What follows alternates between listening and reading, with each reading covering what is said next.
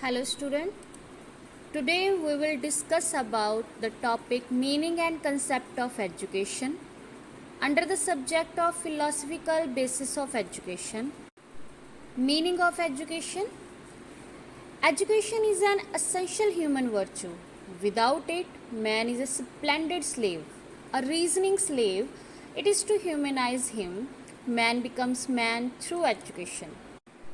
शिक्षा का सही अर्थ मनुष्य को मानवता का पाठ पढ़ाना है और उसके जीवन को विकासशील, सभ्याचारिक और सभ्य बनाना है, जो कि देश की, समाज की तरक्की के लिए बहुत ज़्यादा ज़रूरी है।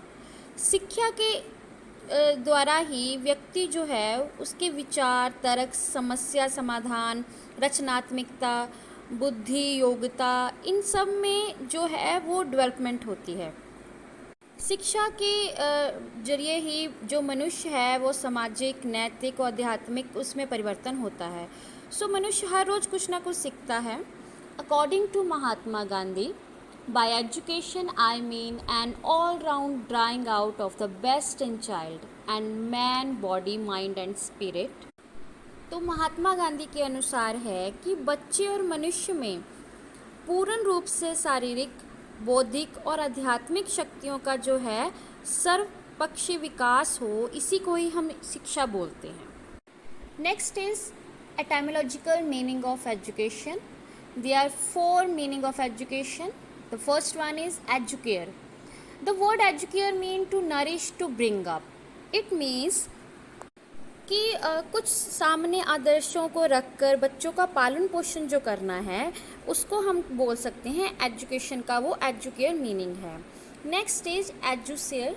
The term educere mean to bring forth, to draw out. जैसे कि महात्मा गांधी ने ही बोला है कि दूसरे शब्दों में हम बोल सकते हैं कि बच्चों में अंदर जो है उसको बाहर निकालना, to draw out best in the child. Next is educo. The term educo means growth from within, कि उसकी ग्रोथ वैसे ही होएगी जन्मजात शक्तियों के साथ ही। Educatum, this mean the act of teaching and training. इसका अर्थ है कि बच्चों को पढ़ाना और सिखाने की प्रक्रिया। अदर साइनोनियम वर्ड्स हैं शिक्षा, विद्या और पेडागोजी, जो हम एजुकेशन के रूप में ही ले लेते हैं इनका नाम। Next is broader concept of education. Education in the wider sense is a lifelong process. It begins with the birth of a child and ends with his death. It is a continuous process. Continuity is the law of life. So education is not limited to the classroom only. According to John Dewey, education in its broadcast sense is the means of the social continuity. Education जो है वो wider sense है, जो बच्चे के birth से ही शुरू होती है और एंड तक चलती है। ये कॉन्टीन्यूस प्रोसेस है और जो कॉन्टीन्यूटी है उसमें ये है कि जो एजुकेशन वो एक लिमिटेड क्लासरूम में नहीं होगी, वो एजुकेशन जो है हर जगह हो सकती है। It's a broadest sense. उसको एक क्लासरूम में भी हम बांध कर नहीं रख सकते कि बच्चा एक क्लासरूम में ही सीखेगा। Next is narrow concept of education. Education in the narrower sense is regarded as equivalent to instruction. It consists of the specific influences consciously designed in a school or in a college or in an institution to bring in the development and growth of the child. According to Professor Drever, education is a process in which and by knowledge, character and behavior of the young are shaped and molded.